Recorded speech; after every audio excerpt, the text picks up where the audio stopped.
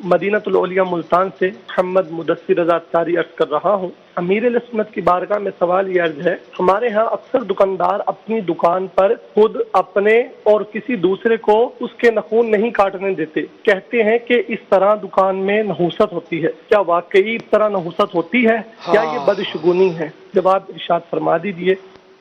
ناخن کاٹنے سے تو نحوست نہیں ہوتی، گانے بجانے سے ہوتی ہے۔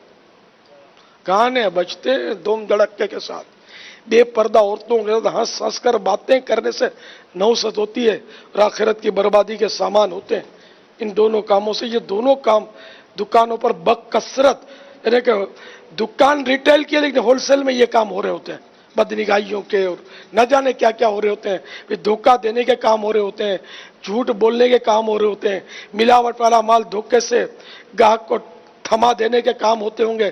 تو ساری نحوستیں تو جمع ہوتی ہیں، اور ناخن کاٹنا جو کہ ایک سنت کام ہے، اس سے نحوست کہاں سے آ جائے گی؟ دکان پہ ویسے جی 40 دن سے بڑھا لیے تو ہو سکتا ہے نحوست کی کوئی صورت بن جائے۔ اور 40 دن تک کاٹ لینا چاہیے۔ 40 دن ہو گئے تو وہ اب تاخیر کرنا بلا وجہ یہ گناہ ہے، لیکن داڑھی منڈانا بھی تو گناہ ہے۔ تو کب شیو کرتے ہیں کہ نہیں دکان میں؟ اچھا شیو کر کے آتے ہیں، اب شیو شدہ یعنی کہ شیو کے ساتھ تو آ گئے نا، شیوڈ فیس، شیوڈ فیس لے کر آ گئے، یہ نحوست ہے کہ نہیں ہے؟ تو صرف ایک ناخن ہی رہ گیا جس کی وجہ سے نحوست آئے گی۔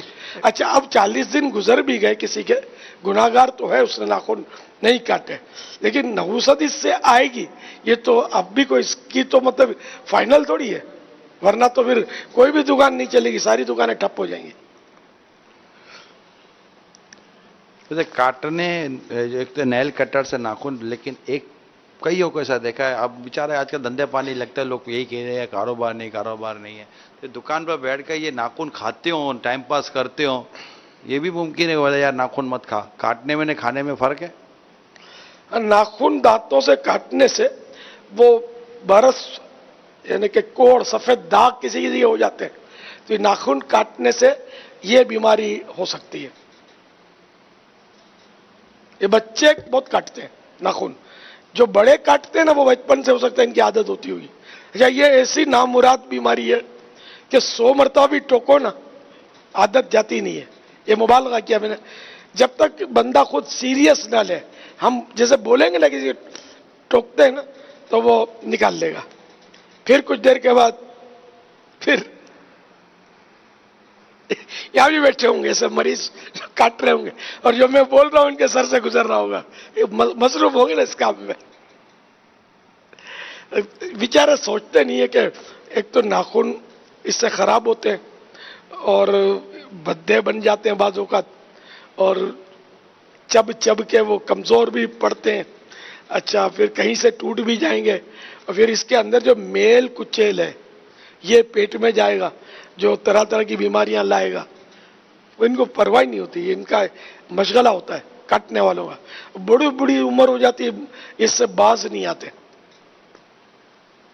تو جس کی عادت ہے وہ مہربانی کر کے سیریس لیں اس کو کہ بس مجھے نکال دی یہ عادت، یہ نہیں چاہیے عادت، تو انشاءاللہ پھر نکل جائے گی۔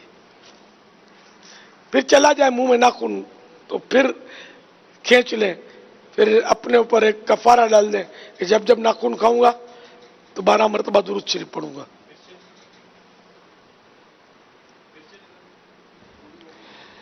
مرچیں لگا لیں۔